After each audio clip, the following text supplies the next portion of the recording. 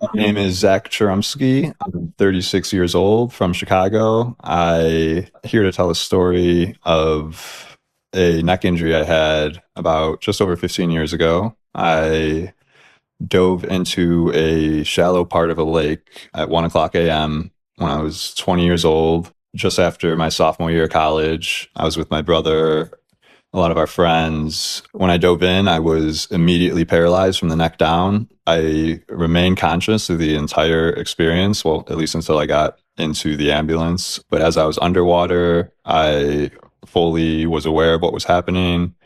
Obviously, I wasn't able to surface. I was completely helpless. It was, like I said, 1 o'clock in the morning, so pitch dark. Everyone was drinking. I wasn't, thankfully, but I pretty much had given up hope that anyone would be able to locate me. There wasn't any way for me to like signal anyone. Pitch black, I'm assuming, right? I'm sorry? It was pitch black outside, I'm Yeah, assuming? Like there were and no actually lights? there were storms coming in. It was already kind of like there's lightning in the sky, but someone had the idea, hey, let's go night swimming. We were at my brother's girlfriend's house at the time, and her dock was like at the bottom of a hill. So like the main house was not far, but out of like shouting distance. There were only a few of us actually down on the dock. I had actually just gotten there, and it was late in the night, but at 20 years old, it was still pretty early, like fully intending to like start drinking at some point that night. We were up there for, it was like a country music festival that was pretty big in the area in southeastern Wisconsin. We would go to every year. So you were not in your hometown? No. Okay. Yeah. Our family has a house on the same lake or across the street from the lake, but I grew up on that lake. I taught sailing school on the lake, learned how to water ski there, spent all my summers there. So you were familiar with the lake in the area, and you had obviously been in it plenty of times. Yeah, and actually our dock was maybe 100 yards from the one I dove off of that night. I didn't do anything differently. It's just that little difference in depth made all the difference in the world. Yeah. And it was myself, one of my best friends, Jake, my brother's girlfriend, and maybe a couple other people that were down there, initially at least, to just jump in, like cool off.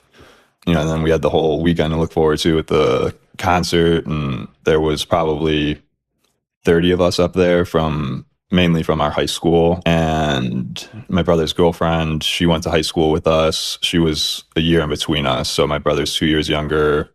She was in the year between. So our friend groups kind of blended together. And that's what we were doing all summer. It was just during the week, like I had a painting job, make some extra cash for the semester coming up. And then we just do teenager things like all weekend. So my parents weren't up there at the time because this was a Thursday night. So we went up a little bit early for this concert specifically.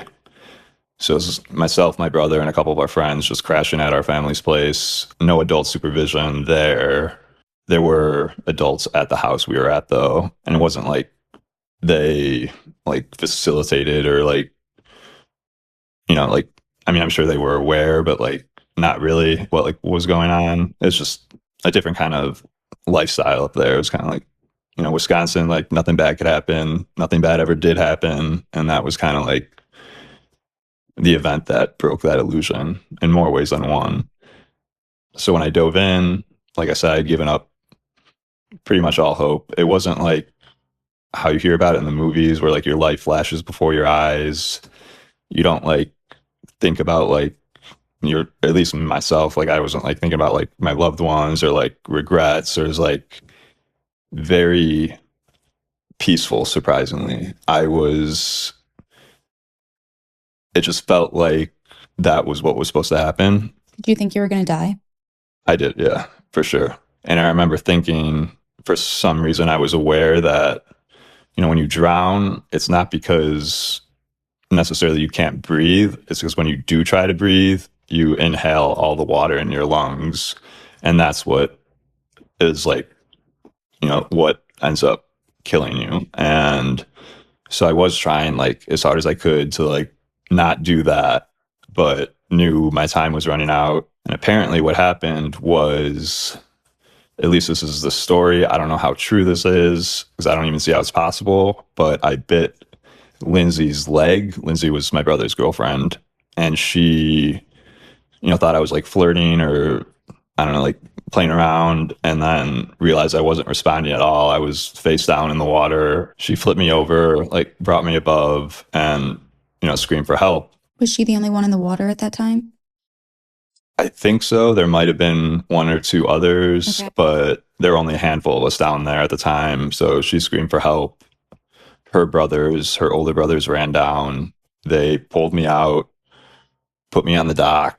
Obviously everyone else came running down, and I was just laying flat, like kind of thinking like I was in shock, and that was the reason I couldn't move. And it quickly became apparent like it was a much bigger issue than that, just based on the reactions of everyone around me. It's like obviously like call 911, like get Lindsay's parents, like my brother came down. I don't have like a specific memory of him being there, which obviously I know he was there. He's the one who had to make the phone call to my parents who were in Chicago, about an hour and a half away at close to 2 o'clock in the morning, which it took me longer than it should have to tell him, but that was the hardest job anyone had that night. I was kind of just there, like trying to survive, but there's nothing for me to do other than that. I can't imagine having to have had made that call. Right. Being on the receiving end of, like, especially my dad, like, I can't imagine what his reaction was over the phone. That would have broke me. And, I'm sure it's had a lasting effect on him. And it wasn't until like maybe a year ago I finally told him that. And when the paramedics got there, it took them a long time because we were kind of in rural Wisconsin, and we were at the bottom of a hill that had like a narrow staircase. So they had to like come down the actual hill with the stretcher, and I was lying there. I couldn't feel anything. And at that point, it started to rain. I saw an umbrella holding over me, which was, I think, my buddy Jake. And I was like, I could still talk actually. And like one of my diaphragms was still working for some miraculous reason. And so I could still breathe. One girl, I think, tried to administer CPR, but I was like, I can still breathe. Like, I think I'm just in shock. Like, this is going to be fine. But then I saw the umbrella. I'm like, what's that for? And it was pouring rain. And I couldn't feel anything. And that's when I was like, oh no, like, if I can't feel anything, like not moving, like maybe that's just me being in shock. But like, if I can't feel anything, like this is bad. Were you in pain at all? No pain. Not at that point. So when that happened and I couldn't feel the rain, I really started to almost get embarrassed more than worried. Like, I like ruined the party, like the weekend was ruined, and that was like the biggest sin you could commit as a 20-year-old. Like, it felt like I didn't want the attention. I just wanted to go back underwater. It felt like that's where I was supposed to be. And I was almost angry at being saved. It felt like we were just delaying the inevitable. Like, I wasn't going to survive this. Like, the paramedics, like, were taking a long time to get there. I just felt like it was just a matter of time, and I was okay with that, which I would have never expected. Mm-hmm. I don't know if it was like the rush of like the DMT rush you get when you're like close to death, or some other like chemical process in the body that like made me okay with it. But I really just wanted it all to be over. And when the paramedics finally got there, they loaded me on the stretcher. My uncle, who lived nearby, showed up, at the request of my dad, because they were an hour, at least an hour away. My parents were split up, so it was actually two separate calls my brother had to make. My dad rushed up. His stepdaughter's boyfriend drove him, and my dad just had a bottle of vodka in the passenger seat all the way up. My mom, she was living on her own, so she had to make that trek herself. And like I said, like everyone around me had a much more difficult job than me in that moment, and probably in some ways a more traumatic experience that night. Once I got loaded onto the stretcher, the paramedics were trying to encourage me to stay awake. I was drifting off a little bit, and that's what kind of led to me thinking like, all right, I'm gonna slip away at any point and this will all be over, and that's okay. Like the party will go on without me, and I won't have to worry about anything anymore. But when I finally got up to the ambulance, my brother wanted to get in. Paramedics said no. So he got in a car with my uncle. They followed. And one of the last things I remember that night was I asked the paramedic, like, is it okay to sleep now? And he said, yeah, we got you. You can rest. And I thought that was the last time I would have my eyes open. So being in rural Wisconsin, there weren't many options as far as elite medical care. Or I was taken to like a rural emergency room, and I did come back into consciousness at least once that night.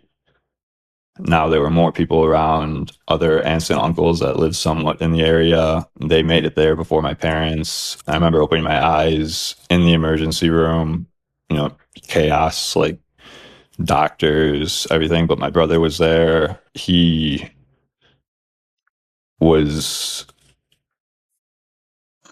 not as distraught as I would have expected, which gave me comfort. Just like, that he was able to like be there and watch that, which like I wouldn't be able to do. I was like, okay, maybe we're making progress. Like maybe this is something that can be fixed. But that's when the pain, like the actual physical pain started to set in. And actually it was more just like a soreness. I think like me, like laying flat on my back the entire time, because this was several hours in, and I couldn't reposition myself naturally. So like I just remember my glute was like super sore, probably from so much pressure being on it consistently. And I asked like my aunt to just like rub like that part, like because it was like that was like the biggest point of discomfort for me. We were still waiting for my parents to arrive, my other brother, a lot of people coming up from Chicago, and they wanted to airlift me to Milwaukee, a hospital called the Freighter. It's actually one of the top spinal cord surgery centers in the country. The storms made that impossible. So I was put into another ambulance, driven there.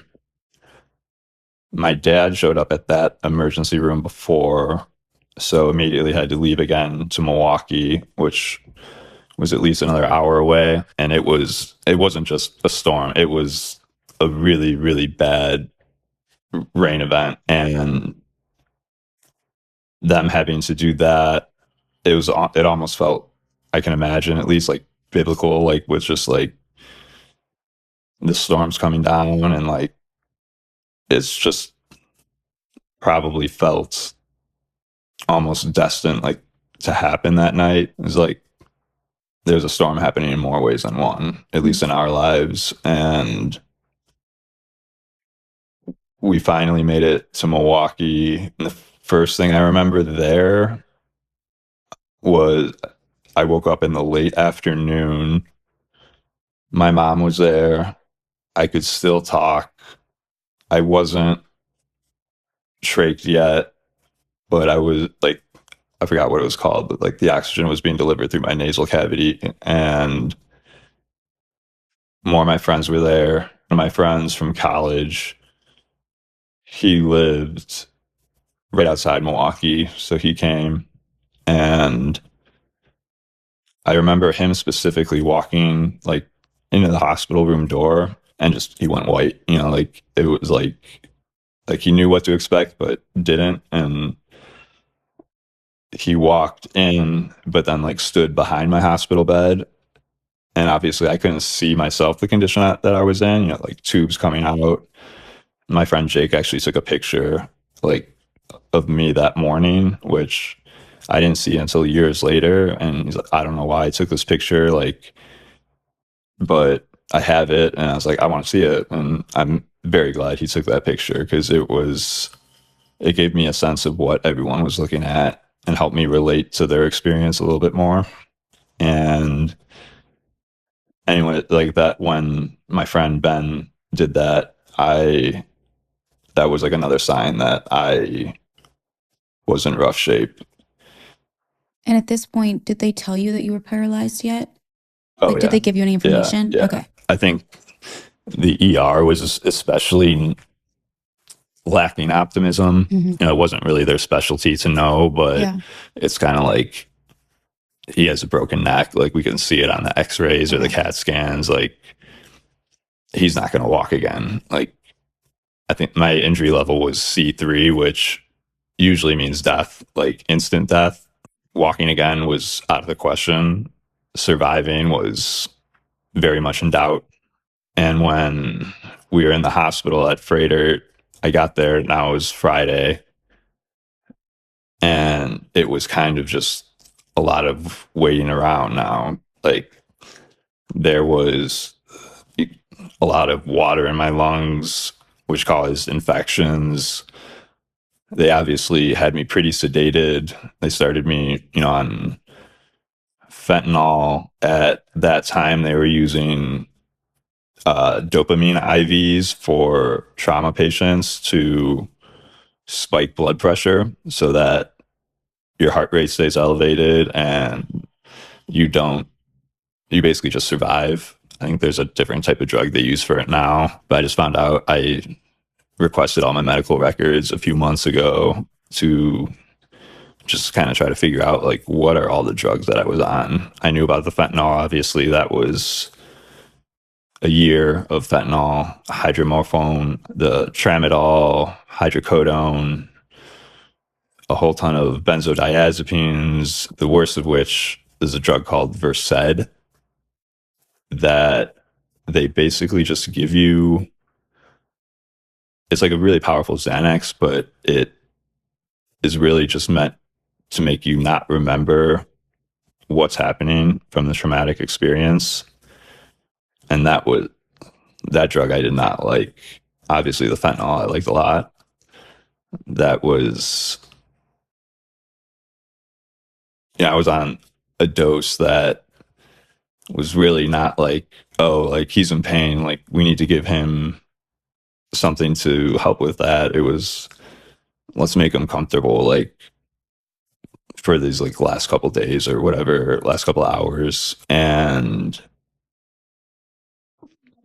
I guess the next steps weren't really known to anyone yet. Was it worth doing like a surgery that I know now costs close to $1 million? Wow. And it was the weekend. The top surgeons weren't even on staff. So there was a nurse though that was with me for most of the time I was in the ICU. At least she's the one I remember the most. And she went above and beyond, not just with me. I guess more importantly, she went out of her way to help my family through it.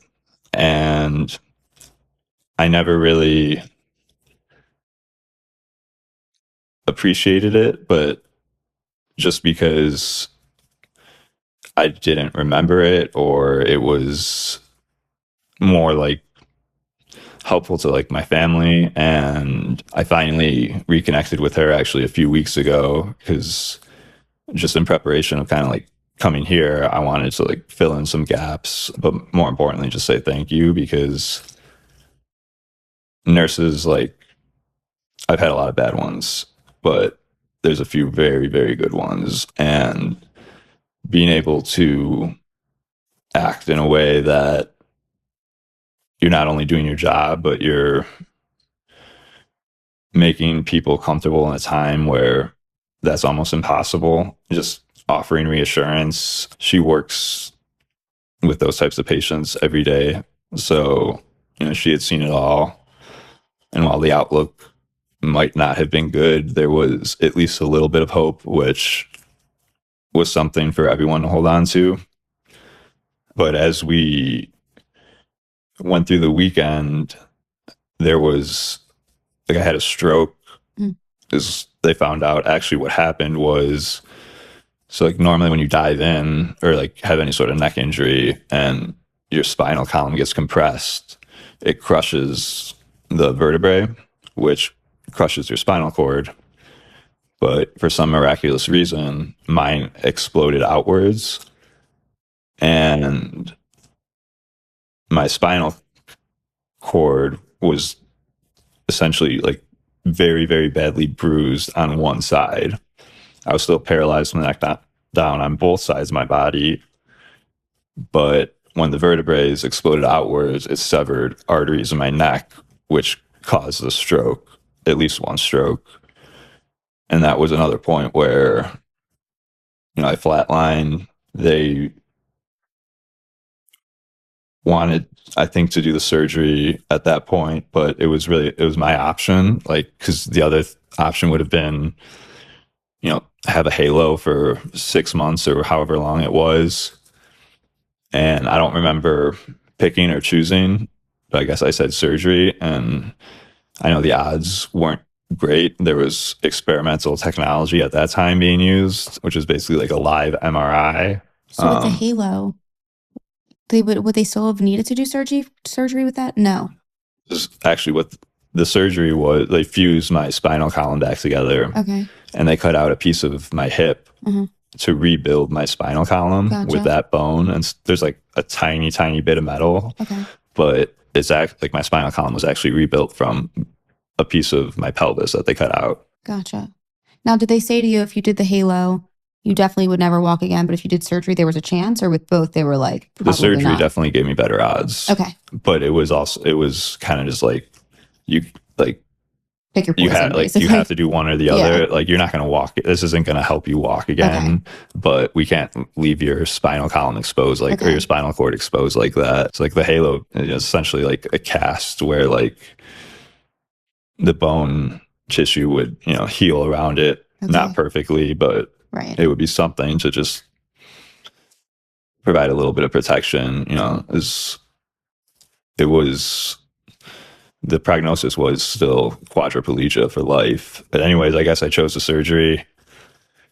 I remember being like rolled out of the ICU, like towards the surgery center. And it was kind of like, and this could have all been entirely a hallucination. And that's what's kind of so difficult about this, is separating that from the reality of what happened. But, everyone was like lined in the hallways, kind of like cheering me on. But again, like, I don't know how accurate. It could have been a couple people. It could have literally been everyone from my high school, college, and extended family. I'm sure it was a lot of people. I had a lot of support, and that's the only reason I made it through. I would have given up. I had memories asking Amy, my nurse, if like she would, quote unquote, pull the plug. Like, there's no value in this. Like, I'm staring at the ceiling. I can't live the rest of my life like this. Like, I can see the anguish on everyone's face. Like, I don't want to be a burden on them for the rest of their lives. It'll just be so much easier if like I'm just out of the equation. And looking back on that now is very short-sighted, but obviously I was not thinking with a clear mind. And when I went into surgery, the doctor, his name was Dr. Wolflaw. He was one of the top surgeons in the country, was using this new technology, at least at that time. And I guess he had like a little bit of optimism going in, like in the conversations that him and his team had with my parents. He was kind of just like, oh, this is a Monday for me. Like, yeah, I'll go in there, fix it. Like, I don't know, like, it could go well. It could not. Like, we'll see. Like, it was supposed to be, I think, a couple hours. It ended up being like 6. And how many days after the accident was the surgery taking place? So the surgery was on a Monday.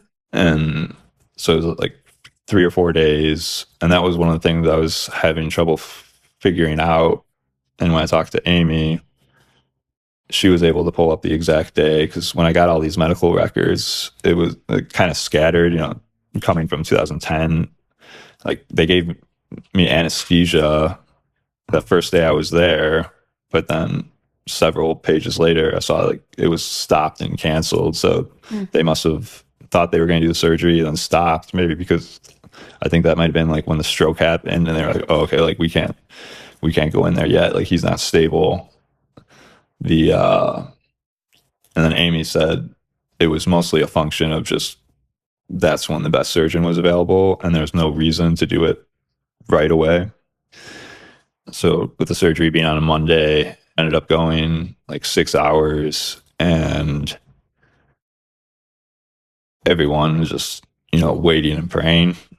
I remember seeing like my brother's Facebook post, like when I went into the surgery.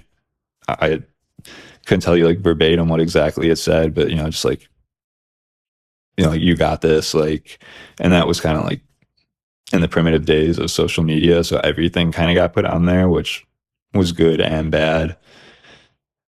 I don't really have anything on social media these days. I've come to find that not really productive in life, but that's just me. But like looking back on all the support I was getting, like having the records of that was kind of surreal to like see almost in real time, like everyone's reaction. This is one of my best friends, Peter. He wasn't with us that night. He was at the University of Illinois, stayed there over the summer, and he was getting like mixed messages from everybody that was actually at that party that night, like of what exactly happened. Obviously, like wasn't talking directly to my brother, because my brother was talking to my family, and he was just like, he had a feed on his Facebook page, like he was messaging me directly, like posting on my page, like, where are you, what's happening, please be okay, please be okay. And just seeing how like the word of everything like traversed through cyberspace. All my college friends, who obviously like they were scattered all over the country for the summer, people I would have never expected were, expressing concerns, saying prayers, like they were in my fraternity, but, not like people I hung out with every day or even regularly at all. And seeing that, weeks later was so beneficial. Just knowing that I really couldn't let go, because that would be worse than taking myself out of the equation, unlike what I had previously thought.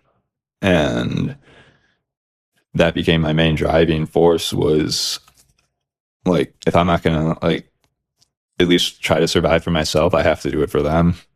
Like I can't just be a bad memory for all these people. Everyone like they tried to hide it, like, but there was just no possible way you could. Like I could just like see the despair. It was demoralizing but motivating at the same time, and still not being able to react like physically in any sort of way. My voice, it was starting to go, because I had strep throat as a result of just like all the bacteria that was in my lungs, which was very uncomfortable. Actually, probably the most uncomfortable part of those first few weeks.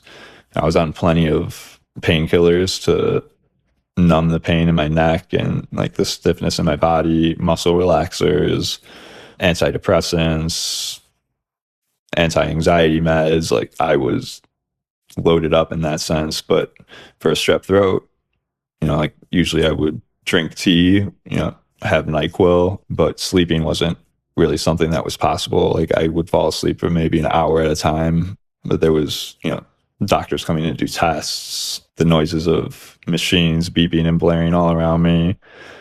But it was also my only form of escape. And that's why the surgery took longer than expected. Was so like they made an incision in the front of my neck at first, like a very like almost dime size. Did the repair that way from like that side, and then you're like strapped to the table, and they like flip you over. And when they did that, it was like the surgeon said like the whole lake came out of me, like it just emptied out of my lungs. So Lindsay got to me just in time because I definitely inhaled a lot of water and was probably seconds away from drowning and not recovering. But that's what caused the strep throat. And I even told Amy this, like, that was the most uncomfortable part for me at the beginning because all I wanted to do was drink something, even if like not tea or something soothing. Like it was just like so dry and scratchy and my ears hurt and I just couldn't find a moment of peace even with the painkillers. Is at that point they did do the trach, which was an incision like right in the front of your what this is called, Esophagus, throat. yeah, like right in the front of the throat. It's called a tracheotomy, and they cut a hole, put in like a breathing tube, and like that's where you see like the thick tube coming in, and that's something that most quadriplegics have for life. Yeah, because if your muscles aren't working below the point of your injury, there's nothing to move your diaphragms in and out. So I thought that was going to be a forever thing, and the surgeon who did that was a different surgeon. And I guess this was the last point where I could talk because once you have the trach in, you can't talk. But I didn't want to do it. I was like, one surgery was enough. And I knew what that meant. Like, that's like going to be in there forever. And the surgeon, he was actually like very calm, relaxed, and just almost encouraging because he was a veteran of the Army or Marines. And he's like, he said, I used to do this with a broken pen to my buddies who were just shot like in the middle of the desert. Like, you are going to be just fine. Like, don't worry about it. So I went into surgery for that. And that was, another large expense on the medical bill. But after that point, I couldn't talk. And my only way of communicating was through like a board that, my mom or someone else would hold up with just the alphabet on it. And they'd run their finger across. And if whatever I need to say started with an F, like I would blink or nod, like when they got there, and then you start over and have to spell out the whole word. And that was super frustrating. How long did you have to do that for? That was the entire time I was in Milwaukee. So about 2 months. As I was in the ICU at Milwaukee for 6 weeks, or maybe 5 weeks, and then like 3 weeks in like the rehab wing. But yeah, going back to that board, I guess like one time I spelled out, like when my mom was trying to do it, like, you suck at this, because she's like she'd stop on the wrong letter and like couldn't like figure out what I was trying to say. But nobody could be good at that. Like, did he blink? Did he not blink? Like, did he mean to blink right there? Like, that seems like way too primitive even for that time, for 2010. Like, there had to have been a better way. I'm sure they have a better way now. At least I hope they do. But there's also no space bar. So all the words would blend together. And like, I always joke, like, I really wanted to, they'd always ask me like what movies I wanted to see. And I was like, I want to see Despicable Me, but there's no space bar. So it's like, they're trying to find me a French film, like Despicable Blame or something. It's like, just a very tedious process. But that's like how everything was. I couldn't communicate in any meaningful way, couldn't gesture, couldn't verbalize, couldn't express anything of what I was feeling, how I was feeling. And as the people like came in and out, I almost started to find comfort in that, because then I could just lay there, and it wasn't like I had to give any feedback to like, so many people came out of the woodworks, which, I'm appreciative of, but like there's some people who are just like, I don't want to talk to you right now. Like, I don't want you to see me in this condition. We haven't talked in years, like, but I get it. Like, you want to come show your support. And I was always very shy and never really said much, like, growing up. So I was like, maybe there is an upside to this. Like, I can just be a little bit more reserved, and people won't like say anything about it. They can't. And my teachers always said, like, growing up, like, he's a good student, but he never says anything. And so that part almost fit my personality a little bit better, and was still frustrating at the same time. But as people were coming in and out, like some people that I didn't want to be there, like maybe like my dad's like business associates, or like it's kind of like they're more so here for him, or like my mom's friends, or my brother's friends, like people that I didn't know. It's like, you're very vulnerable in that spot, and then you realize like they're not here for me, they're here for them, which is just as important. But it's actually like the people you least expect that have the biggest impact. We called him an uncle growing up.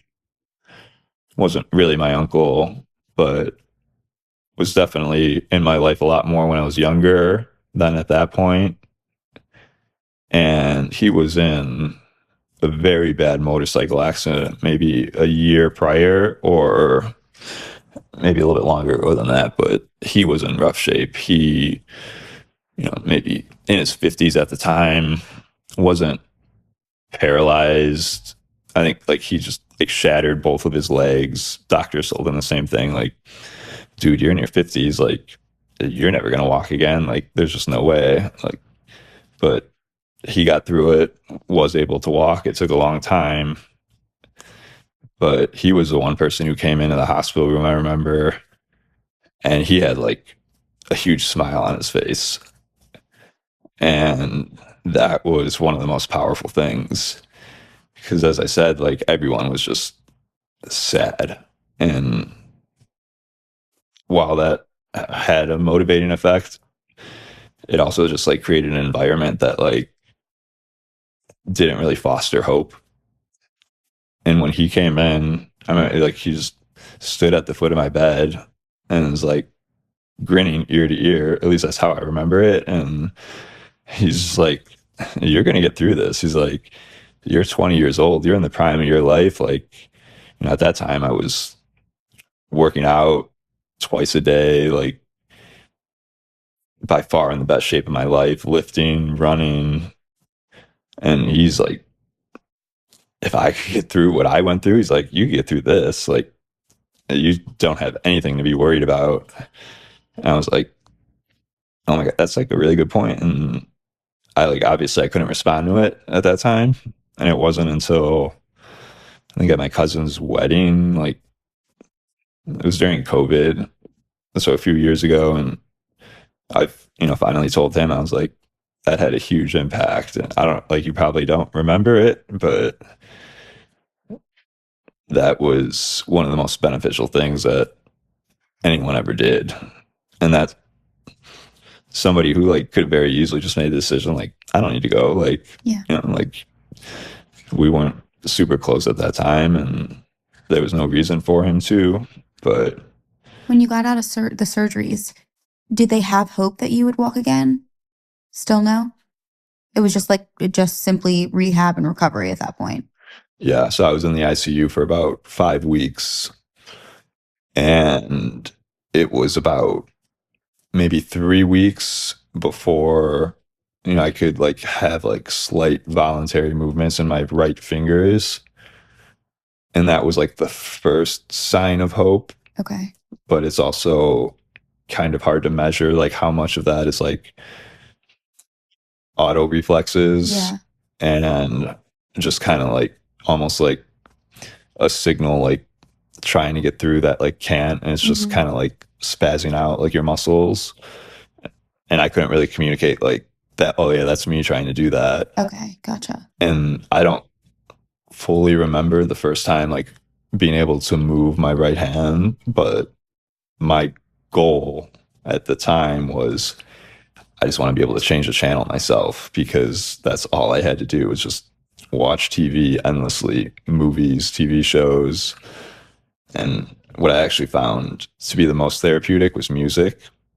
And it was a friend of mine, another friend who we weren't incredibly close, but knew I loved at the time this band, OAR. He brought in some of their albums, just put them on, and that I just found like super peaceful.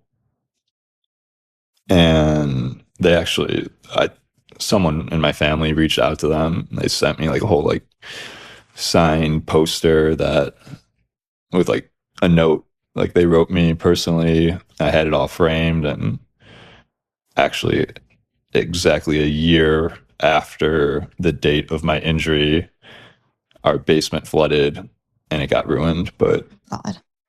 At least you had it. Yeah, it was very cool to see that level of support from, a group that I admired. Mentally, where were you at during this stage of your recovery? So while I was still in the ICU, I was heavily reliant on the fentanyl. And in order to move out of the ICU, you can't be on fentanyl. Like if you're going to a rehab wing, like you can't be on that level of painkiller if you're really trying to rehab and recover. So they started to like try to wean me off of it. Didn't take well to that at all. I just remember the rush of euphoria that I got, which some people debate me on, because like even though it was a lot, it's not like street level like heroin. Like you're not, like that's not the purpose of the drug. So you wouldn't have felt like such a high level of euphoria. But I remember that so specifically because, I was on like a time drip. I think the dosage was like 100 micrograms, which is high for a hospital dose. But again, it's not like a street level dose like that someone who would be abusing it. And I just remember like it would come in and you'd feel like your arm would get warm and it'd travel like down to your toes first, and then like your feet would literally be happy, like, and then you feel it like circle back up and know it's like about to hit your brain, and then it's just like snap, and then like everything, just like every problem, concern, it all just faded away, which is a good reason like why you shouldn't be on it if you're trying to recover, because it's like, oh, like this is good enough for me. I don't need like, you don't have to deal with anything else. I don't have to walk again. Like as long as I feel like this, right. But that is also detrimental in the sense that, I mean, to this day, like I know that's the happiest I'll ever be. Like that, having that drug is, I think just doing it once changes your brain chemistry forever.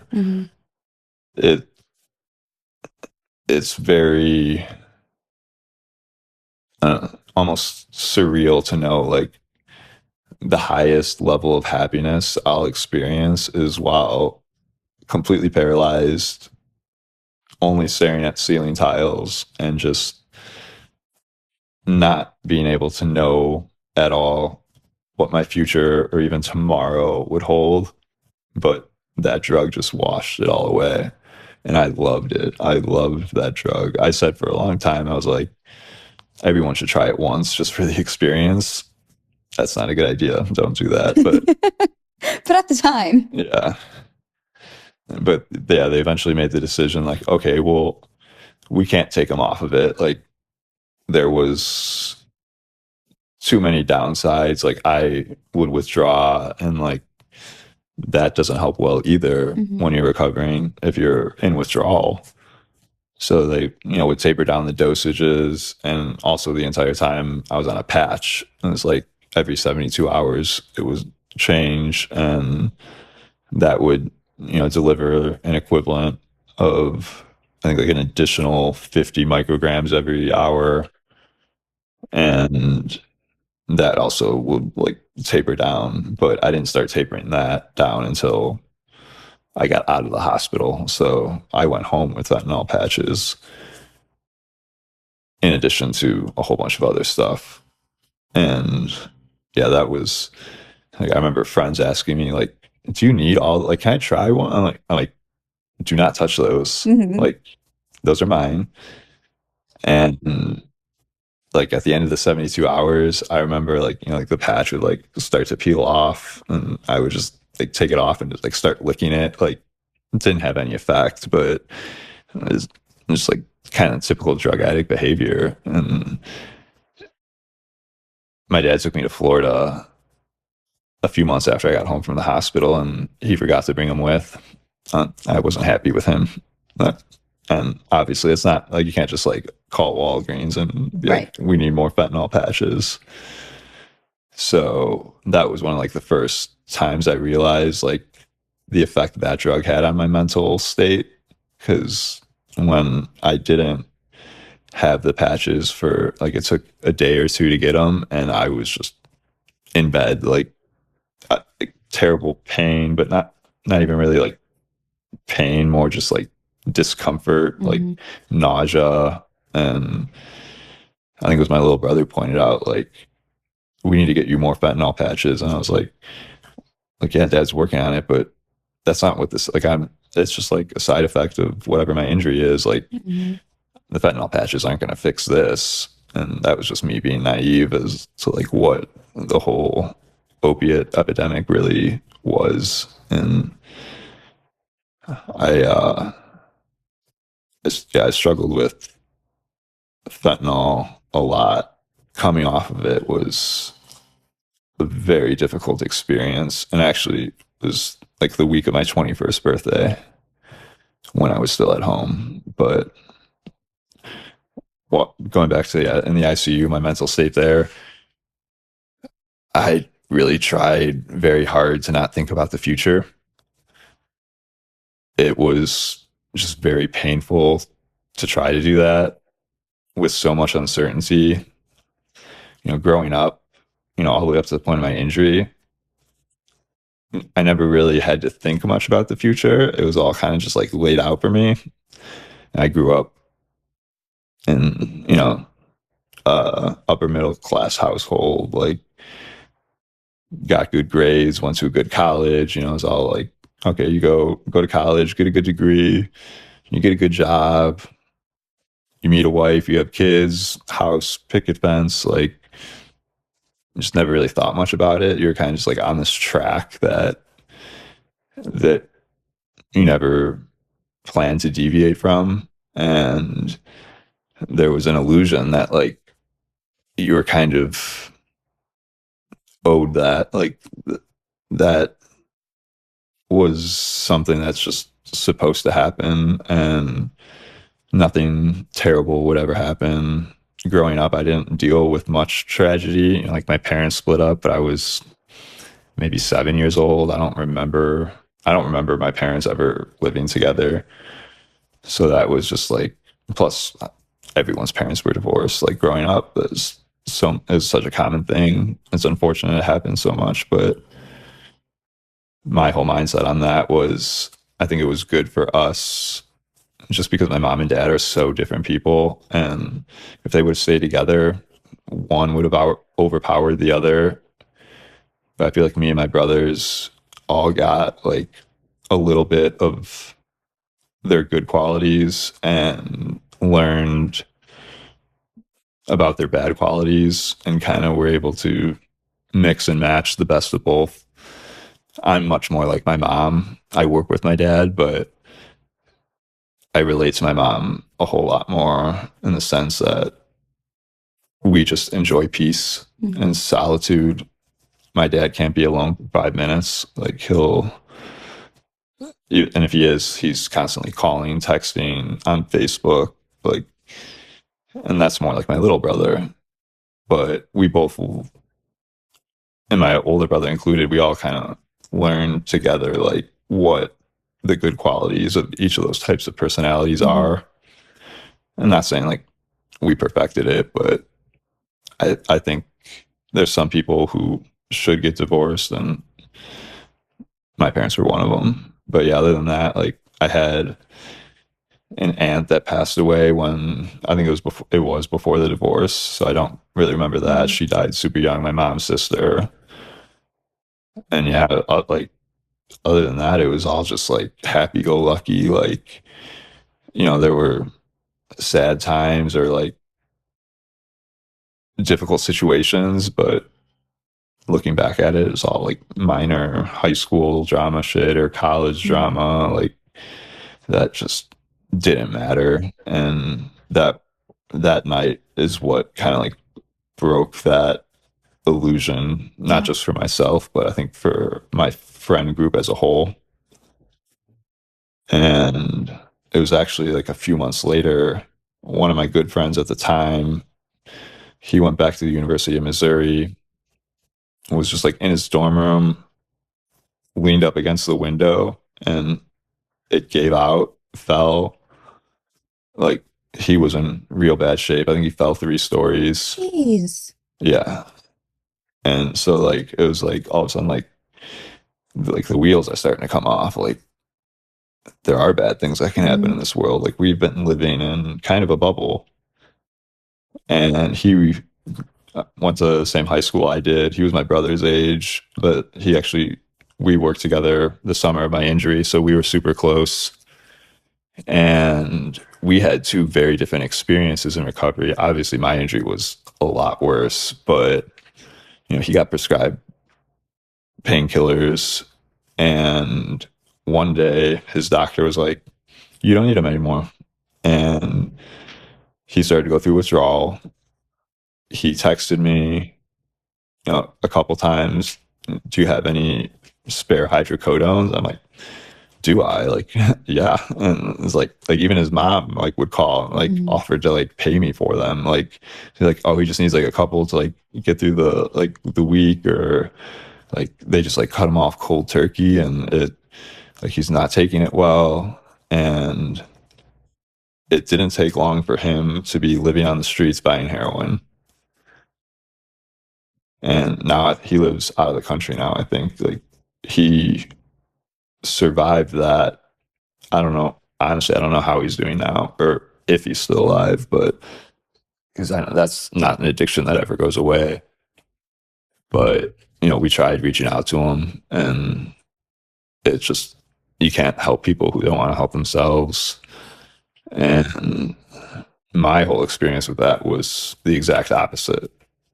I could click a button, like, it was like when like the Walgreens app became a thing, and like I had an app with my doctor, like request refill. An hour later, get a notification, your refill's ready at Walgreens.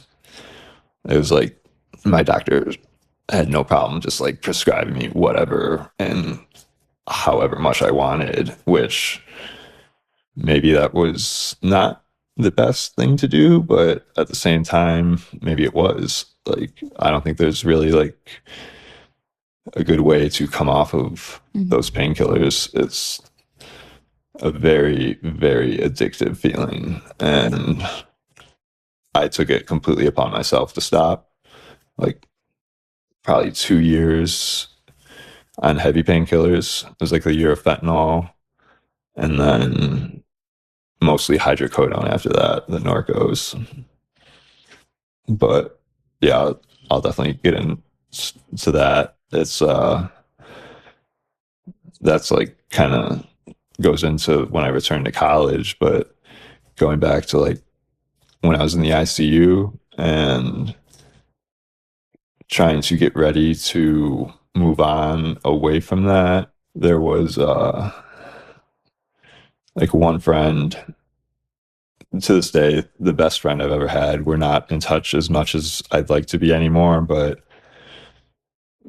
for we actually did go to high school together, but weren't really friends. Like we'd see each other at parties maybe, but we both ended up going to Purdue and ended up becoming close there. He's the one who encouraged me to join the fraternity, which I thought like my only knowledge of fraternities at that time was like Animal House, American Pie. Like I'm like, that's not me. Like I'm not going to join a fraternity. Like, but he got me into that. Basically, owe my entire college experience to him. He was actually the first person I asked for when I woke up in the emergency room. I mentioned when my aunt was there with my brother.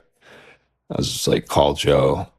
And him being like an early riser, I think he was like a lifeguard that summer, like was already awake and got the call, immediately drove up to Milwaukee. And he's, one of the ones who looked out for me, like when I did end up going back to school. But for those first 2 years of college, we were like as close as any two people could be. And while I don't talk to or see him as much anymore, like when I do see him, it's like one of those things you pick up right where you left off. And it's just having people like that is the most important thing. Is I don't think many people do have that sort of relationship. Is also like, me not being on social media. Like, for example, I saw him a couple months ago. He lives in Nashville now. He came back to Chicago. I saw him. I was like, oh, you have a kid now? And he's like, I have two kids. I was like, oh my God, like, can I see pictures? And, like he's showing me the pictures and like, actually having a genuine conversation where if like I saw the pictures on Facebook, like I'd have one eye on that and one eye on whatever game was on at the time. And it's just like the whole social media thing keeps us connected, but also disconnected at the same time. But anyway, at what point from when you were in rehab did they start seeing that your recovery was going in the right direction, or did you really start seeing a difference when you went back home? So yeah, I finally got into the rehab wing, much smaller room, much smaller TV, kind of like almost a more depressing setting because you don't have 24/7 care from the staff there. They kind of leave you alone a little bit more. And that's when like they tried to like at least just sit me up, like let's get him upright and like getting him used to like supporting his own body weight again. And that was a miserable experience. It wasn't pain. I mean, there was pain, but it was more like your blood pressure just plummets and it's like this nausea, like it's like ringing in your ear, like complete and utter disorientation. And I I was like, no more. Like we can't, like this is literal torture. Like my grandfather was tortured like in World War II. I'm pretty sure this is worse than whatever he went through. Like it it just felt like so pointless because I'm like, I'm never gonna walk again. Like just like get me in my like quadriplegic chair. I don't need to support myself in that. So like why are we doing this? It's just like stop, please. Like I want this to end. I want to go home. Like I don't want to be here anymore. And it was I remember like during the week I had like a certain set of there's both physical therapists and occupational therapists and respiratory therapists because you have to learn how to breathe on your own again. And every once in a while they would, take the trach out for 10 minutes, like let's see what happens. One time I flatlined and the occupational therapists, they're more like they try to like teach you how to like live again or like in adaptive ways, which that felt pointless because I'm like I can like maybe move my right arm a little bit at this point and like I got like some like muscle function in my ankles, my calves on my right side only. My left side, completely nothing still. And one of my physical therapists actually coincidentally ended up being my pledge brother's mom. It was like, "Oh, you went to Purdue?" Because like I had Purdue stuff all over my Mhm. room. Like, do you know? I can't even remember his name, Jason. And it was like, and I tried to spell it out like pledge brother. Mhm. And so then, like, yeah, small world. And it wasn't until actually I had a different like physical therapist on the weekend, like on a Saturday, and I was like laying on a mat, and they would just kind of, like more or less like stretch me out, like and like move my muscles and limbs in a way that like might trigger like my body to remember how to like activate that again. And he was doing it with my leg, just kind of like extending and bending my knee, like while I was on my back. And he's like, I remember he's like looked like a motorcycle like biker dude, and he's like, "Hey man, like I can feel your glute firing." He's like, "It's not a lot, but like your glute is definitely firing, and it's voluntary." Like he's like, "You're gonna walk again." I'm like, "No, like why would you even put that in my head?" And he was, I mean, extremely confident about it because he's like, "If that's firing, like, I mean, I guess just the way like your nerves circuits run, like that's like a huge indicator that more is going to come back. And once it's firing, you can build it up." And he's like, "I think you're going to walk again." That brought like a huge amount of relief to my parents and family. I was still very much doubtful. How am Mhm. I going to walk with just one side of my body? Yeah, he was the first one to express any sort of confidence that I might walk again. I still wasn't in that mindset. I couldn't think about that possibility. In fact, I almost trained my brain to not think about the future. And that's something, honestly, I still struggle with to this day. Just like acting in a way that, like, for the long term rather than the short term, it became just too painful, or not even painful, just difficult to like try to think about the future. There's so much uncertainty. So it was like my whole mindset was, let's just get through the day, like do what the physical therapists tell me, what the doctors tell me, and if I can get through the end of the day, I'll be happy. And that was my goal. I was just living day to day. And I think in a way I still kind of am. It's hard to undo that change in mindset, especially with all the drugs I was on, and really up until recently. I mean, even the pot, like smoking weed way more than I should have been. I didn't finally stop until just about a year ago. And I think I was carrying a lot of that addiction mentality, even though, it's literally prescribed by doctors. Like it was just more or less a cop out or a different way to like enter an altered state of mind and have something to look forward to at the end of the day. Because every day, I mean, there's still something I deal with. Like waking up in the morning is, still hard. Most days, I still like one of the first things I think about is our painkillers. Like, why did I give those up? Like that, that's how I started my day for a really long time. And just undoing that has been one of my biggest challenges. But I think the final hurdle was finally quitting pot, which was something I was like, I'll be smoking this the rest of my life. Like, there's no downside to this. I used to be of that mentality. I'm not anymore. I think there are good things about that drug, but there's a lot of bad that comes with it too that I think is easy to overlook. But that was, yeah, just I think a lot of personal stuff for me because I literally use pot to get off of painkillers. It was like,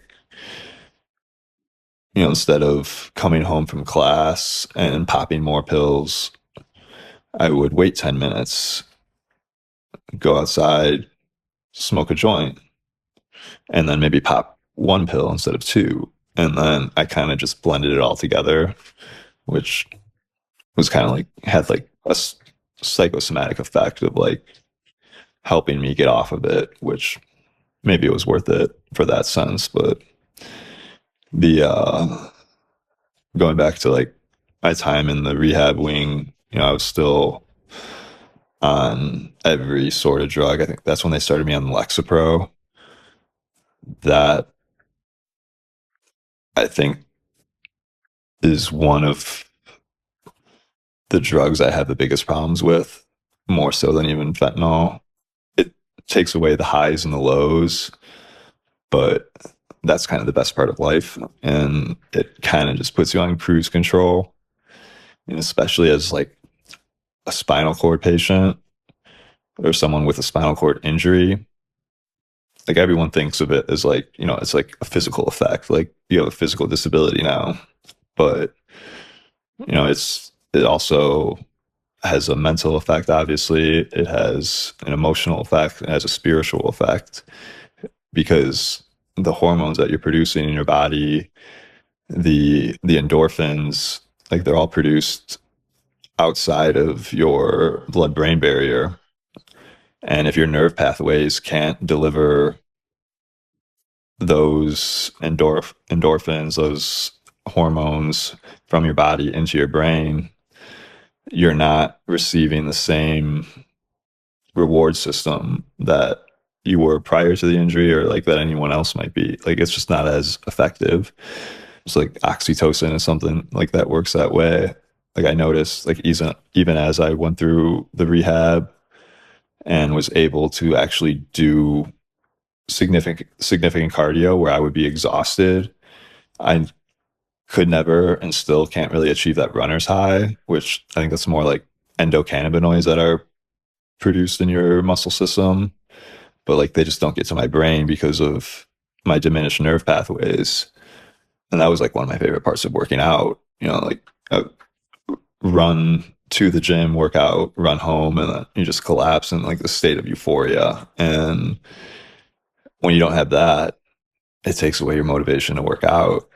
And it also felt a lot more like a job than it did like for enjoyment, which made it harder. And, that was one of my bigger regrets was while I was in the rehab wing and then later at RIC Hospital in Chicago for another 3 months there, I could have pushed myself a lot harder. I don't know how much more it would have gotten me, but not being able, like working out, like not feeling like that reward after, like, and then also not really knowing where it's like leading to, why you're doing it, and like how much is this really going to help me? Like, I just want to like, get home.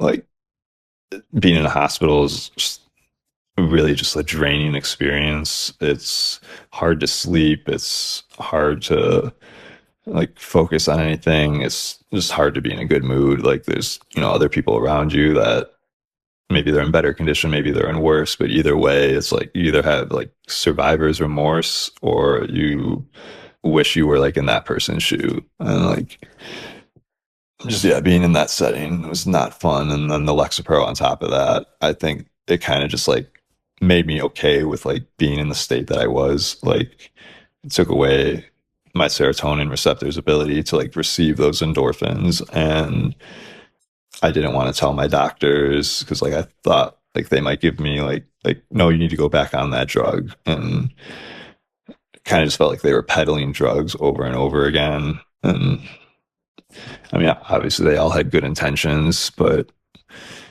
it's just like it felt like something more personal, especially with pharmaceuticals. Like I need to figure out like what works for me and what doesn't.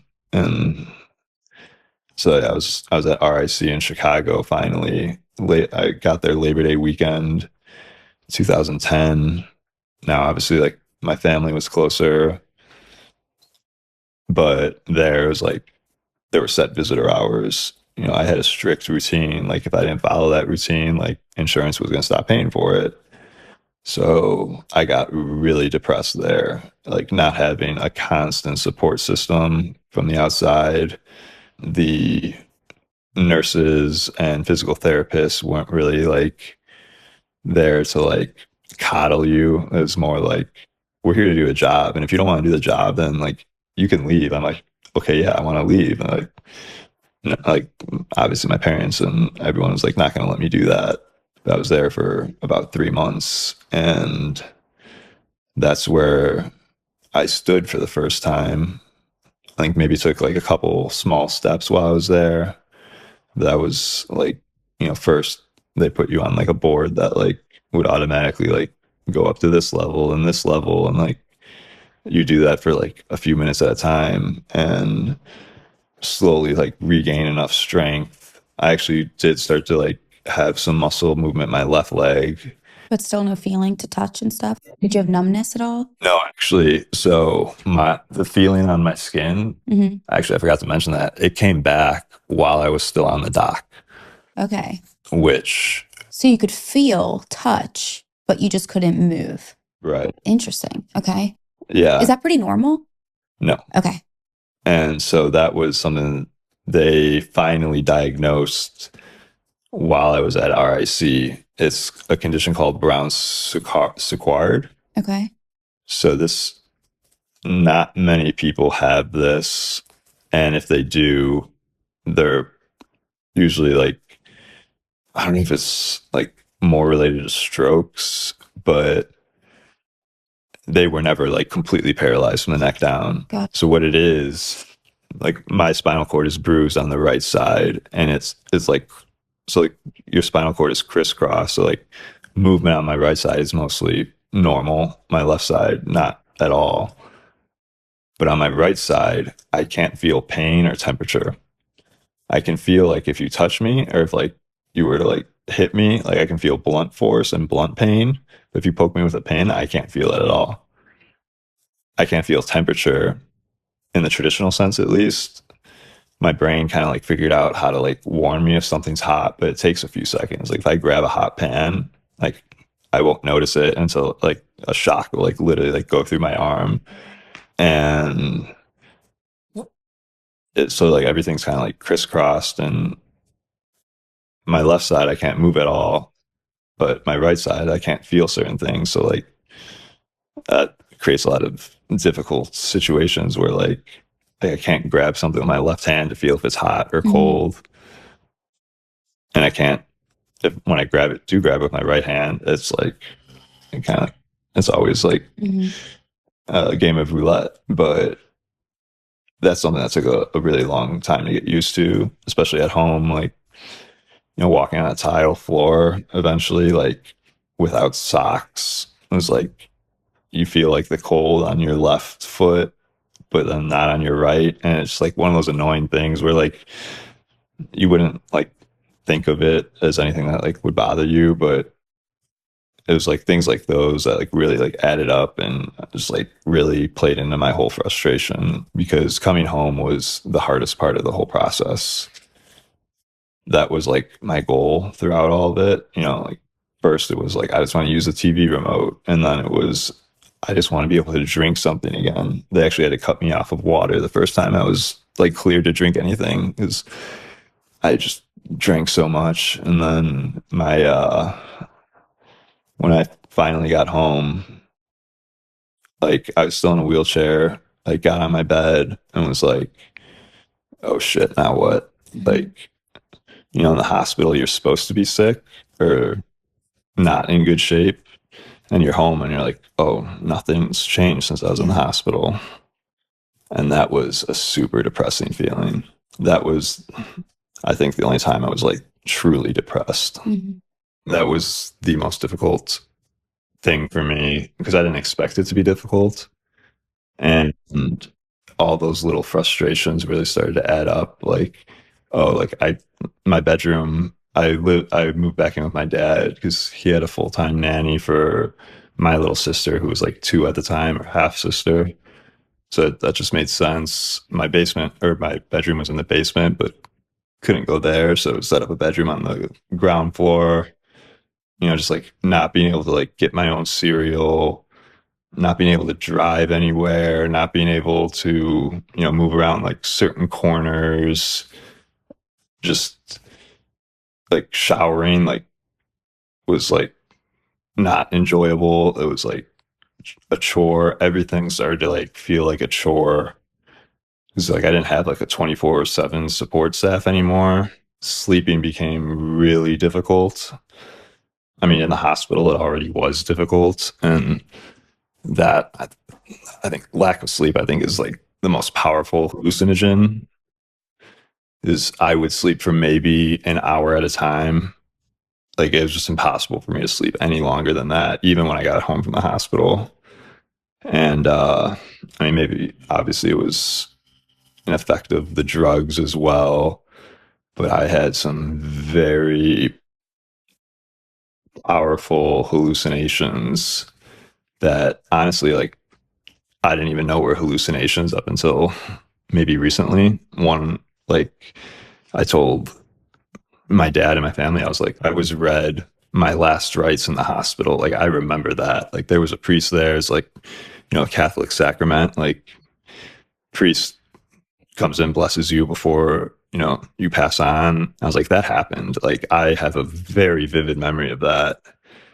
And my dad was always like, no way. Like, it never got that bad. Like, if you were read your last rites, like, I would have known about it. And so we were always like, okay, like, let's just agree to disagree. And it wasn't until I talked to Amy and she's like, describe that memory to me. I was like, I don't know. It was like me in the hospital room, like, and it was like just the priest there. She's like, yeah, no, that didn't happen. Like, you were never in that room alone. I know that for a fact. Like, someone was there with you. And I was like, okay, good point. And then like, it's like, yeah, like I did have this hallucination probably around the same time of my grandma on my dad's side.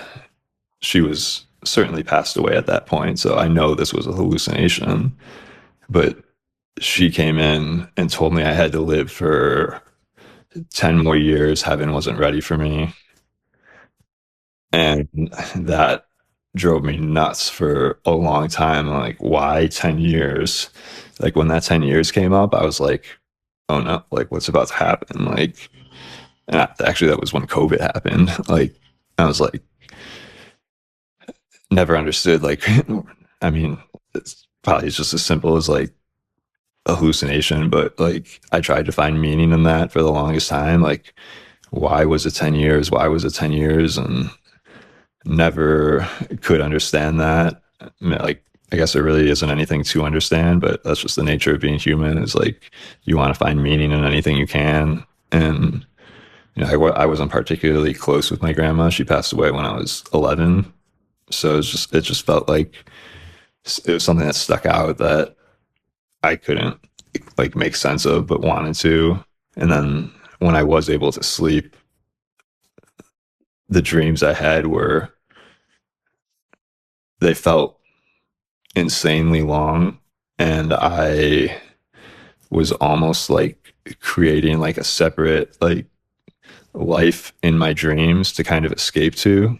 And it would be like nothing like super crazy or supernatural. It was just like I went to the grocery store, or like I got home and did this, or we went to, visit this person. And there was just nothing that like really stuck out about it, except for the fact that when I woke up, I knew I was in that universe and it felt like a very long time had passed.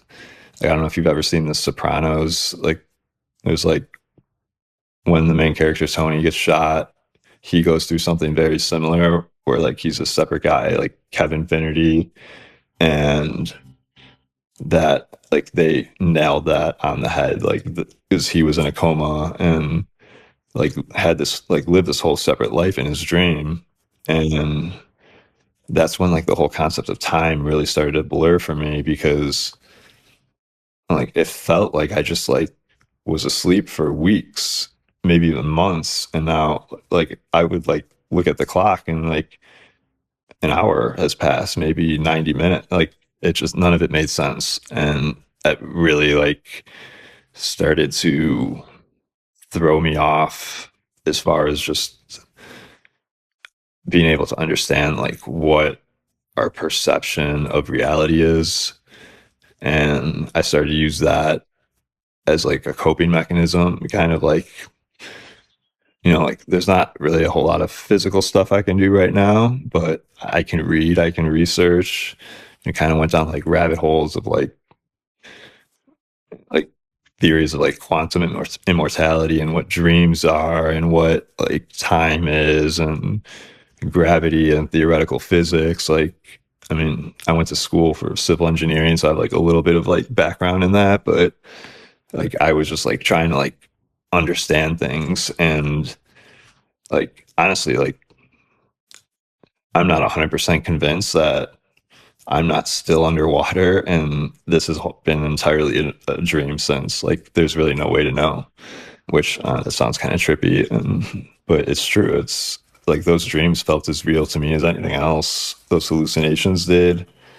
And it's still like every once in a while I'll like have a dream and I wake up and like know I was in that same universe. And this has been like one of the hardest things for me to explain to people, therapists, doctors, friends, family. I'm like what is like what's going on? Like I know it's like it sounds insanely outlandish and doesn't make any sort of sense, but it is like this like separate universe that I'll go visit in my dreams every once in a while. And that was one of the hardest parts about stopping cannabis use because when you smoke before bed, it suppresses dreams. And then when I stopped, I started having a lot of dreams. Not all of them like that, but some of them were. And I would just wake up terrified. Mhm. It was a very, it still is a very like uncomfortable experience when it feels like you've dreamt for a very long time in the span of a couple hours. It's just, I don't know if it's a combination of the drugs or the like the trauma, but something happened and like my brain just like created something to escape. Like I just wanted like because that was the only escape was sleep. And yeah, that really started to just make me uncomfortable with like what I understood as reality and like now I'm okay with it. So like it's just like now I look at like life a little bit differently, like what the meaning of it is. And like obviously like I don't have that answer, but I think that is kind of the meaning of life is just to search for meaning. And that whole experience kind of put me on the pathway towards finding it. And it's just I think something we all need to be like kind of like looking for is just what is the meaning of life? Like, why are we here?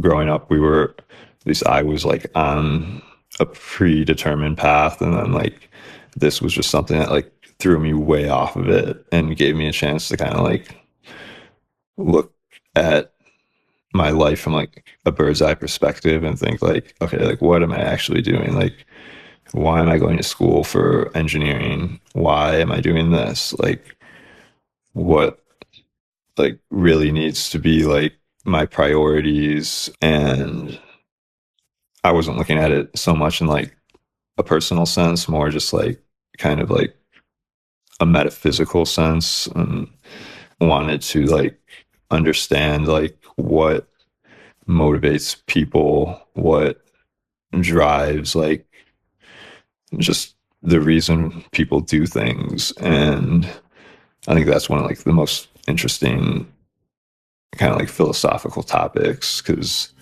one thing that happened after the injury was I lost like all sexual function, and that obviously being a 20-year-old male was less than ideal,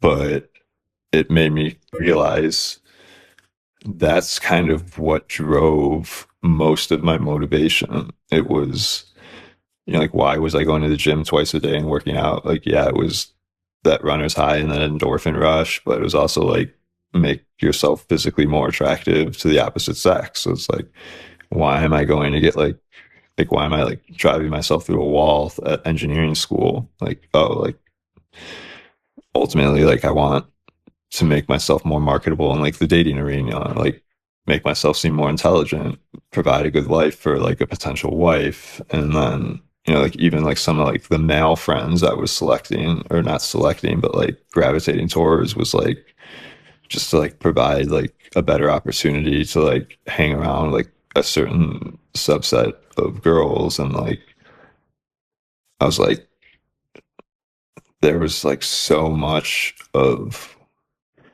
what I did that was like driven just by like, I mean, maybe not like pure sexual desire, but like definitely like just desire, like a mating desire almost. And like now all of a sudden, like that was gone. And I'm like, what now? Like, what am I doing this for? Like, why get up every morning? And I think that's something like a lot of people don't realize is just like, maybe they do, but like that how much of our life is driven by just, I don't know, desire for like, Others. yeah, Hmm. it's like, like you like going out to bars and drinking. It's like, are we doing that because we like the feeling of getting drunk and like being at a loud, crowded bar? Or is like, there are other reasons to that. And actually, like when I got back to college, it was kind of sobering in the sense that like, yeah, I tried to like go out to the bars a couple of times. I went back to college with a cane, so I was out of the wheelchair, still like hobbling a lot more than How I am long now. did it take you to get to that point from when you got home? So I went back to college, it would have been the fall of 2011, so about 14 months post injury. Okay. And are you still continuing to improve, would you say? Okay. Yeah, not as much, but Hmm. like small things. So like Yeah. I still had a cane, like a brace on my left ankle. I found like a physical therapist in West Lafayette where I was going to college and would see them like a couple times a week. Would like try to do stuff on my own, but college quickly became like I said, like I like went out to the bars a couple times. Then I actually got kicked out of a bar for being too drunk, even though I wasn't drinking. But like I had like a collapsible cane and like I would fold it up and put it in a girl's purse, or like she would hold it for me, like because I didn't need it if like I found a seat at like inside the bar, even if we were just standing around. But like a bouncer saw me like stumble a little bit, like trying to like get into the bar. He's like, no, like you've had too much, you can't come in. And that really upset me. And I was like I tried explaining like I'm not drunk, like that would like I like tried showing him the scar on my neck. Like my friends tried advocating for me, and then it was like a lost cause. So like, obviously I didn't get in, but what surprised me is like most of the people I was with did go in. And I'm like, okay, okay. So like I guess I'm just gonna go hang out back at I was living in the fraternity house, which that probably wasn't the best idea considering all the painkillers I had. I was on Norcos at that time. But yeah, it was like it felt like I almost became like more or less like a prop. And it's like, oh, like let's like Zach's back, like let's get a picture for with him, like post that on Facebook. And I'm like, okay, see you later. Like we're gonna go out to the bars now. And that kind of became demoralizing. But like everybody had to move on at some point. So it was one of those things where I just like tried to find like an identity off to myself. Like I had my like close group of friends who, they all had their own things going on. And at the time I didn't realize like how much attention they really were paying to me. But I grew to be kind of resentful, like kind of just felt like left behind. Like while I was living at the fraternity house, I really leaned into like the pot smoking because it gave me an identity and a reason to like not be going out to the bars other than my injury. I never wanted to be viewed as like the guy, like just I didn't want that to define me. And that also kind of pushed me towards like the wrong crowd. I had pretty much an unlimited access to Norcos, the hydrocodone painkillers. I would trade them for something as simple as like a Chipotle burrito or Adderall or pretty much like anything. It was like a bartering system, and uh, got probably like to the worst point where so like the Norcos, like the actual opiates, like embedded in aspirin or acetaminophen. So like if you take too many of those, you'll overdose on aspirin before the actual painkiller. But then somebody taught me like the method of like cold water extraction, which was you would like boil them in hot water and then let it cool. And like when it's all dissolved, when it boils and then cools down, the actual opiates would fall to like solidify first. So then you filter it like through a coffee filter, and now you have like pure opiates. And it was like that's still that first semester. I was back at school. I had my own room. My door was like completely open. One other guy in there with me, and we were doing that and literally just snorting it off my desk, like people walking by, like no shame in it whatsoever. And my buddy Bobby is another one I went to high school with, and also Purdue, very close with him. He walked in, saw what was going on, didn't really comment on it, like just like went back to his room down the hall, waited for the other guy to leave, and immediately walked in with my friend Ben. I mentioned he's the one who came in and sat or stood behind my hospital bed. And they're like, Zach, we need to have a talk. And I was like immediately defensive because I'm prescribed like this, like doctors gave it to me, and it's actually better for my liver if I take it like without the aspirin in it. Like, so what's the problem, guys? I don't understand. Like maybe like that guy's like not the best one to be hanging around with. Like, I'm like, well, I can't go out to the bars with you guys. It's like, what else am I supposed to do? Like, you don't understand like what I'm going through. Like, very typical, just addicts behavior response to like an intervention. And that's when I was like, all right, I'm done. Like, I'm moving out of the fraternity house. And luckily, I found other guys in my fraternity who were actually the perfect ones to move out with. They wanted to move out too, but for different reasons. They were all kind of in relationships. We're just over the like frat guy lifestyle, and ended up moving out with them in the middle of the semester. And that was the best possible outcome of that whole thing. They weren't guys like was particularly close with at the time, but they wanted to move out, and so did I, and it just made sense, and the pieces fell into place. They're like pot smokers, but all engineering students, like super responsible. Like, I not only had them, but like their girlfriends, who two of them are now married to and still married to, like looking out for me. And then even like Bob, Joe, and Ben, who were still living at the fraternity house. Like, I didn't find this out till like years later, but they all got together and like, what do we do? Like, should we like let Zach move out? Like, should we, encourage him to stay here? Like, do we need to like maybe hang out here a little bit more if like we're going to encourage him to do that? Like, there was like, I'm sure plenty of discussions amongst them, like about what to do, like in my best interest, which I didn't see at the time. I was like, kind of like screw those guys. Like, I'm just gonna go like find my own thing. And they're like, okay, like I'm moving out with, or he's moving out with, Mike, Scott, like like he'll be fine. Like they're not gonna like let him go off the rails.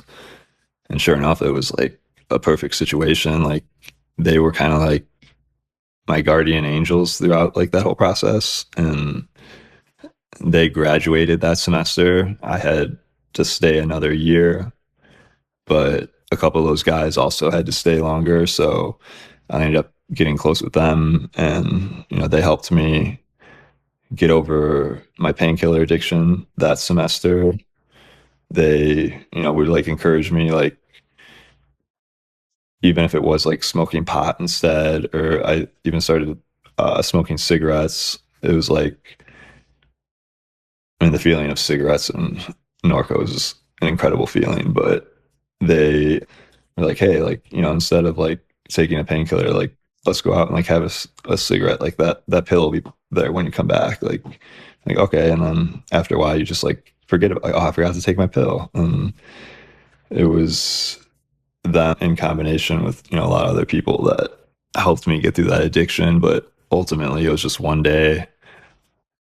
I want to say like it was after that semester, I was like, I'm done. Like, I can't do this anymore. And I don't know what it was that motivated me to do that, but it just got exhausting after a while, like waking up and relying on that to like get me out of bed. There's still plenty of other things I was addicted to, like Xanax that lasted a lot longer. Pot obviously lasted up until very recently. The cigarettes that stopped like shortly after college, but it was kind of just like a revolving door of different substances that I was using just to kind of like live my life on a day-to-day basis rather than plan for the future, because that's kind of what my brain was trained to like think for. I just didn't want to think about the future. I didn't want to plan for the future. There's too much uncertainty in it. And I think one of the hardest things was realizing that everybody has that uncertainty. It's not unique to me. Like life is all about ups and downs. Like you can't have joy without sorrow. Like it's it's never like a straight line progression. Like you kind of have this mentality like I need to be like constantly improving and moving forward, but you're going to have setbacks. Like some are going to be more significant than others. And I think just my whole experience is kind of like an extreme situation that kind of like allows us to like put a magnifying glass on like that whole human phenomenon where it's not all about just like planning for like the best case scenario. Like it's like you have to plan for the best case scenario, but like you also like have to be okay when it doesn't go that way. Like it's okay to be sad like when it doesn't, or like when something tragic happens, it's obviously okay to be sad. Like sadness is a part of life. And that's like one of my least favorite questions is like, are you happy? Like if a therapist ever asked me about that or asked me that question, I was like, I would move on, because it's it just doesn't make like there's gonna be some days where you're not happy. That's like really not what life's about. It's about like putting yourself in situations where you have more happy days than not, and surrounding yourself with people that allow you that opportunity and will help pick you up when things aren't going your way. And there's like so many things that you can't plan for, and just accepting that is extremely difficult, but I think extremely worthwhile. It's one of my most difficult things remaining in my recovery process, because it's going to always be ongoing, is just learning how to plan for the future while also being okay when it doesn't. hopefully I lived the worst experience I've ever had, and like that part's behind me. But I have to be like okay if it isn't, and at least now I like know I have the tools to get through something like that or help others get through something like that. And there's like various coping mechanisms I used aside from the drugs to kind of like try to get myself to that point. And one of the biggest thing I think is kind of just like telling this whole story out loud. And like I guess I try to do that in a way. Like I used to do like random open mic nights, like stand up comedy, like before COVID. And that was like kind of just like a way to like talk about my injury in like a light way. But I think it was more so to kind of like just get people to like more aware of certain things, and also like take some of like the taboo away from it, specifically like hemiplegia. Like there's a lot of things that like are adapted for paraplegic people, but hemiplegic people is like not so much. Like if I'm at like a cocktail function or like a work thing, and like I'm holding something like a drink in my right hand, and like I have to like think ahead of like I'm like constantly aware of like where there's like a table I could put something down if like I have to shake somebody's hand, and like that's something I'm like constantly thinking about because I can't like transfer it to my left hand. And just like little things like that, like one of my jokes in my stand-up comedy routine is like, like I eventually like I was in like a motorized wheelchair that like first I would use with my breath, and then I could use like my right hand, but then like they had me just like the standard rolly ones, and I was like I mostly just traveled in circles because like yeah, like I could only move my right arm and my right Mhm. leg because they don't really have an adaptive device for someone who has hemiplegia to get around. I also got outcast from the paraplegic like basketball team at the hospital I was at in Chicago. They like approached me to join, and I was like, I had like movement in my right leg, but I think I was just in like a standard wheelchair. And then like they saw me move my right leg, and they're like, "Oh, like sorry, like you can't join us." And it's like one thing to be like kind of like discriminated against, but it's another thing to be discriminated against by a group that was formed because they were discriminated against. Like there's like a lot of like little hurdles like that I like have tried to explain to people and get people to understand about like the nature of not just like the trauma, but like the recovery process, because that was the most difficult part. And the trauma, like that actual night, like looking back on the night of the injury, like I walked down that walked down that dock, or even like when somebody like invited me to join, like I didn't give it a second thought. It was like I'm like that sounds like fun, and then walked down the dock. Like I handed Jake like my cell phone and wallet, and just dove in like I would any other time. And like it's impossible for me to regret that because there was no like decision in the moment. It wasn't like, oh, like maybe I should like go down the ladder to get in, or like do a cannonball instead of dive. It was just something that happened. And so it was like that was like the one like piece of solitude I guess I found was that there's like no regret in that situation. And it wasn't like somebody pushed me, or like so like I couldn't really be angry at anyone for that. But that also was like I've had a lot of trouble allowing others to, I guess, carry my burden.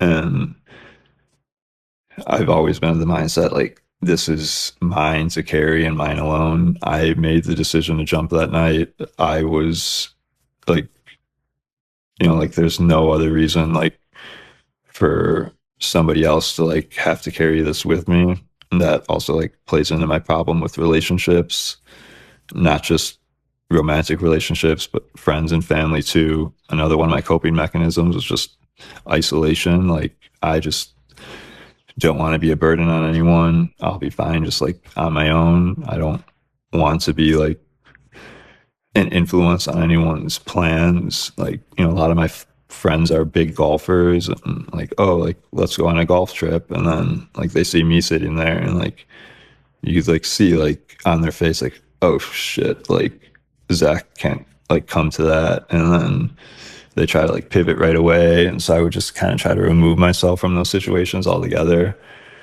I just like, yeah, I don't want to be like a reason for anyone to like do anything or not do anything. And that's been a personal struggle for a long time.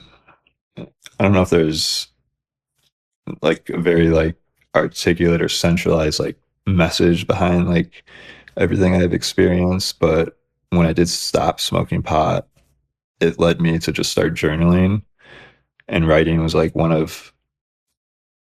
it's something like I actually enjoy and am passionate about. Like, and I think like I'm a pretty good writer. So like I just like started to do it just to like fill my time at the end of the day. And then I was like, well, maybe this could be like a book someday, but like I never like or still haven't been able to figure out like what would like make people want to read this or like hear about my story, because I'm still trying to figure it out myself. But isn't And everybody? what's that? But isn't everybody? No one Oh has yeah, it all figured. that's You kind of the know, thing. Yeah, it's like, no one has everything figured out, you oh, know? for sure. And yeah, it's like I think just like the whole injury gave me a level of introspection I never would have had otherwise.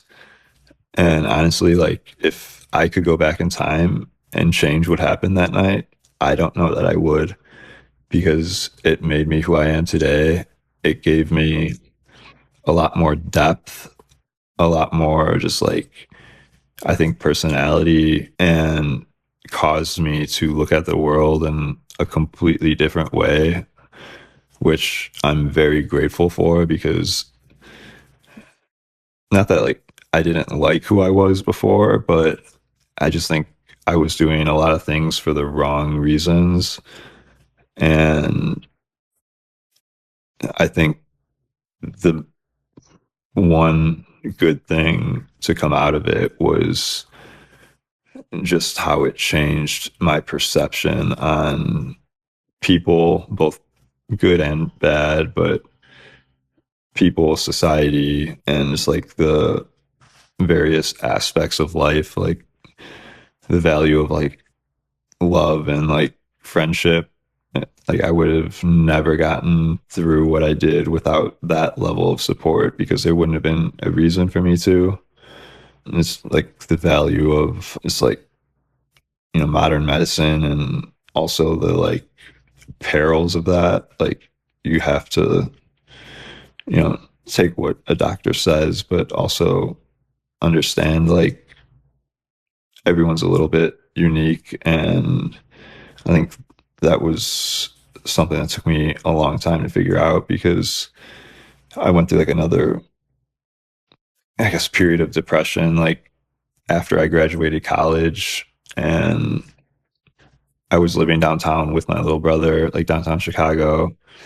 And I decided to just move back home with my mom and like kind of reset. And my doctor was like, here's a month's supply of Lexapro. Like, you're obviously depressed. And I just remember like looking at like staring at that bottle like on my dresser, like, and I was just like, no, I can't do it again. And I just like, flushed it, and it was like that was one of the best decisions I made. And just like, yeah, the various drugs like I mentioned, my doctor like basically gave me like carte blanche, like have as much as you want.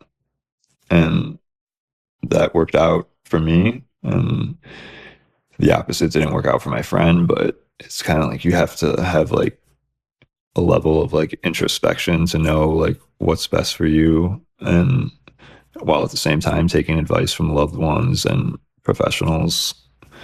just, it's just, life's hard, and it just, it's kind of relentless, but like all the down times or the low points are what make the high points like worth it. And that's what ultimately like what makes life beautiful is like those ups and downs and like the various emotions and the various like, I don't know, wins and losses and friends that come and go. And it's just been a very introspective experience to kind of like take a step back now with like a sober mind and try to like piece together everything I've learned as best I can. But it's just, it's like one of those things where I knew like I've like had a story to tell for a while, but never really knew like what it was exactly I wanted to say. And like even with my family, there's stuff on here like that they probably never heard before, but it's kind of like I've always wanted like somebody to like just ask the right questions, but obviously now I realize like that's not fair because I don't know what the right questions are. And I think too, that's the beauty in you being able to write things out because there are no questions. It's kind of just putting and pouring all of your thoughts out on paper. And I think too, when you said like who would read it or who would want to read it, I think any person that has gone through an experience where they've had trauma or they've had this situation, even if it's not necessarily a, a physical accident, just somewhere where they felt like they had to completely start over and feelings of helplessness and like you can't do things on your own or like your life is completely changed, I think that anyone would want to read that as a form of understanding or a coping mechanism or for motivation for themselves. And you might, I'm sure there's been plenty of times, like you mentioned, that you didn't feel those ways yourself. But I think that relatability is what people would want to read and would relate to. Yeah, that's a very good point. And actually, there was like something that happened recently. Someone I know going through a divorce at like a pretty young age. It was like I was like trying to find ways to relate to the situation myself, but like don't have many. Like I've had one serious relationship in my entire life, and so I was like struggling myself to like figure out how to like be a support. And then he said like oh like you have no idea what it's like to like you have your whole life like you think you have you figured out, and like this like specific one was like literally overnight it just like ended, like no one saw it coming. He's like and now it's just like it's just over, like I have no idea what like to do with my house and this and that. And I'm like, okay, that I can relate to. Like Mhm. I've been there like Yeah. in a very different way, but like Right. But it's those types of feelings of having no idea what the future holds or what's next and having things change in the matter of a day. yeah, it's I think just in today's society, like really hard for people to like relate on like a truly like personal level. Is everything, there's so much that's just like so, I don't know, like not fake, but just kind of Surface like, level. yeah.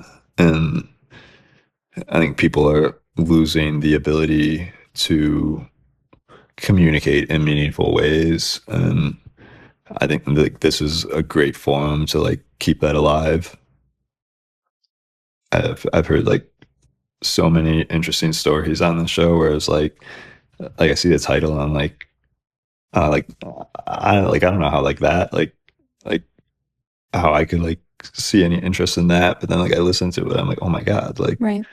it's just something like I think I hope like continues because like we're gonna need like just meaningful conversations to continue if like we want to just like maintain our humanity. And like I mentioned that nurse, like I'm sure like there's gonna be fewer and fewer of those as like Right. life goes on, like but you need those like It's the people that give you hope, you know, it allows you to get through tough days, tough times in life. And, you know, like you mentioned, it's interesting what it does to be able to hear people's stories that you think you would never relate to. And then you're like, wait a second, I get that, or I can understand that. And it's cool to, you know, we are so often in our own little bubble and just going through the motions of life. So to hear somebody else's story, it can put things into perspective and it can just make you, you know, it allows you to relate to another human being without even really speaking to them, but still in a very authentic way, you know, not through pictures or whatever somebody wants to portray themselves as. It's a very like real and raw conversation. Yeah, I was like, I think like at the beginning, I was like not sure like how much I really could open up, but it's like felt more and more comfortable as like time went on. And I mean, honestly, I could go on for hours and hours. Yeah, there's so many parts to your story and to anyone's, you know? And like I said, like it's just like I'm kind of like looking for like a conclusion more or less, but like also know that I'll like never find it. Mhm. But I think there's meaning in just searching for it. Yeah, absolutely. Everyone is, and you know, it depends on the day. You could have days where you feel like, all right, I think I'm starting to figure this out. And then 2 days later, have a day where you're like, you know what, I have no fucking idea. Yeah. You know, it's always changing. And I think that is part of being human. You know, we never know. Things are always changing, whether it's because we're changing it or because that's just how life is, you know, dealing our cards. But I think obviously, like you've mentioned, by listening to stories, and I always encourage people, you know, there's no story too big or too small. Everyone has one. Always share it. Always talk about your story.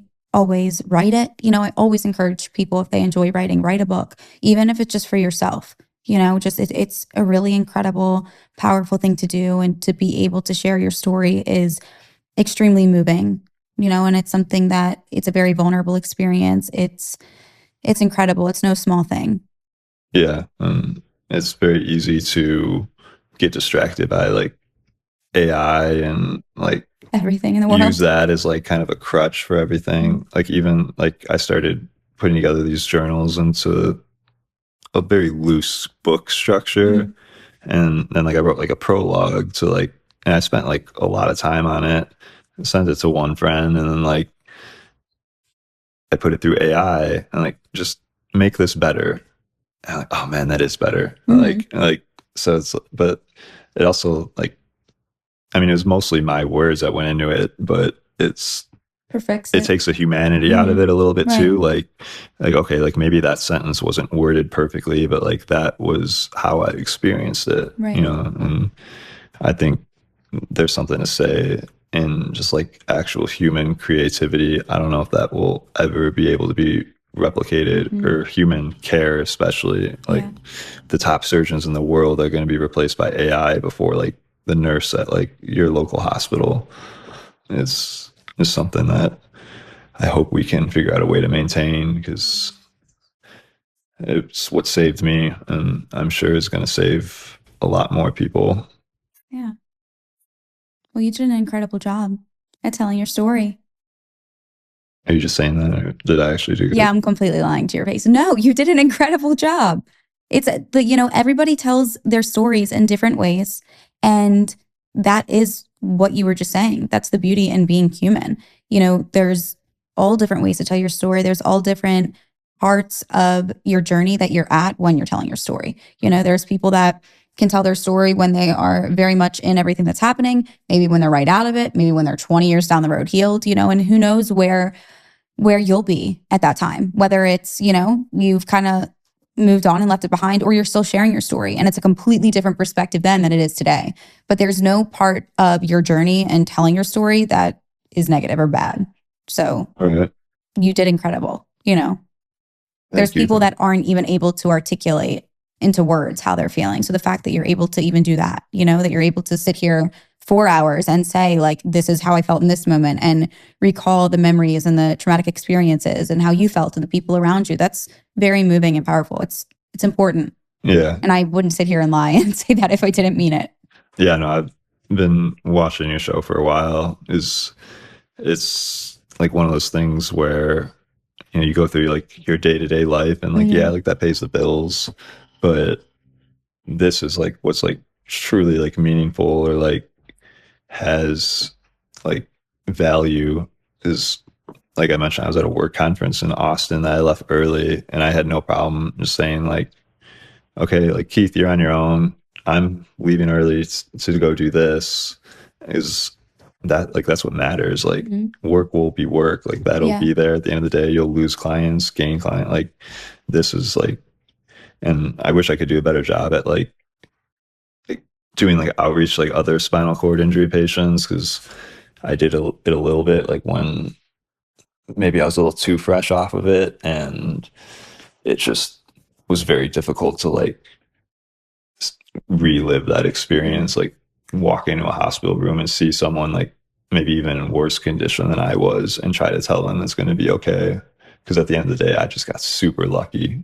Hmm. Like I should be dead. Like I definitely shouldn't be walking or like have been able to like fly here on my own and drive here on my own. But But you all I ever did. wanted was just independence. And I have that. And it's like I always say, like if I can get up and like and get my own glass of water, that's all I need Mhm. because like having to rely on other people to do simple things is it's a very like demoralizing experience and I just yeah. Well, I think you survive for a reason. And whether it's to prove to yourself that you can get through anything, or if it's to inspire others and share your story and to change other people's lives, or both, who knows? But you survive for a reason. You beat the odds, and that's that. You can say, like, oh, I should be dead, but like, no, you shouldn't. Because if you were supposed to be, you would be. So there's a reason why you're here. And I think you should continue to tell your story. You'll only get better at it. And, there could be a time, whether it's, next month or in 10 years from now, that you're able to help other people that were in the situation that you were in. And it's not a process to rush. You'll know when it feels right and when you're ready for it. And that's that, you know? But I think this is a huge thing to do, and it's incredible that you were able to do it all on your own. Seriously.